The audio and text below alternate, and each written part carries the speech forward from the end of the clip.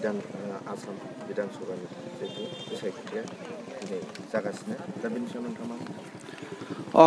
आसाम बिधान सभा बिसायख'थिनि दिनै सेथि खोन्दोनि जि मोनसे भट होनायनि हाबाफारि बे दिनै 27 अक्ट'खालि जागायजेनबाय आरो जोङो मिजिं लायो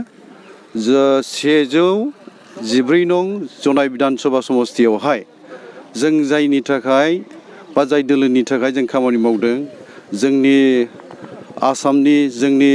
गोदान जोलैफोरनि बा हादोरनि रैखाथिखौ बिथा खालामनानै आरो जोंनि जाथि माथि बिटिखौ बासायनायनि बाथ्रा लानानै जोङो बिजेपि दोलोनि जानानै दिनैहाय रायजो राजाखौ भट होनो खावलायबोखादोंमोन आरो बे थांखियैनो जोङो बिजेपि दोलोनि बिजाथि मानगोनां भुबन पेगु बिथांनो जोङो पदम फुलनि सिनाव बा फामि बिबारनि सिनावहाय जोङो भटखौ होबाय जोङो स्पष्टयैनो होबाय 114 आसाम बिधान सभानि बिसायख'थियाव जोंना भारतीय जनता पार्टीनि बिजाथि भुबन पेगुआ बेसेबां भटार्स लानानै देरहागोन होननानै मिजिंथियो जोंथ' सानदों 1 लाखनिथ'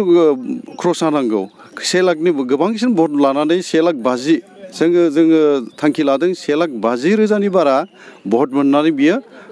बे बिसायख'थियावहाय भारतीय जनता पार्टीनि बिजाथि भुबन पेगुआ देरहागोन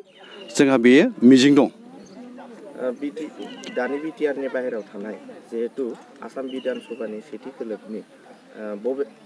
बेयाव गं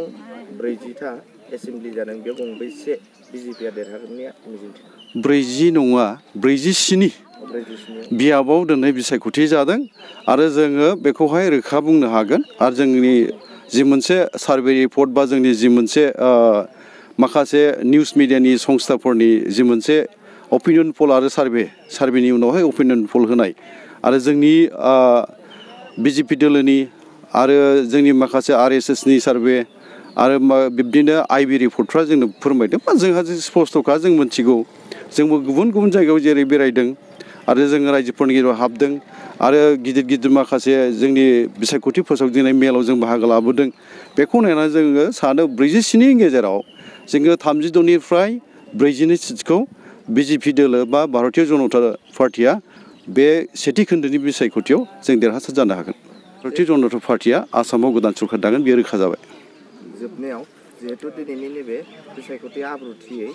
जाफुंलांथों बेखौ मिजिंथिनाय रायजोफोरनिसिम मा मोनसे आं मैया बेखौबो एसे खावलायनो रायजो राजानिसिम दिनैबो बेखौनो खावलायगोन जे गणतान्त्रिक हादोराव भारतआ मोनसे गणतन्त्र हादोर बे हादोराव भट होनायनि मोन्थाय गाव जाय दोलोखौ मोजां मोनो बे दोलोनो भट होनायनि मोन्थाया बयहाबो दङ दा जोङो बे थांखिजोंनो भटखौ होनांगोन जेबो दांगा हांगामा जानो नाङा दावराव दावसि जानो नाङा गोजोनैनो जोङो बिसायख'थि बा दिनैनि सेथि खोन्दो जि मोनसे भट होनायनि हाबाफारिया सोलिगासिनो दङ बावहाय जेबो दावराव दावसि जानो नांथ्रा बयबो आलो गोजोनैनो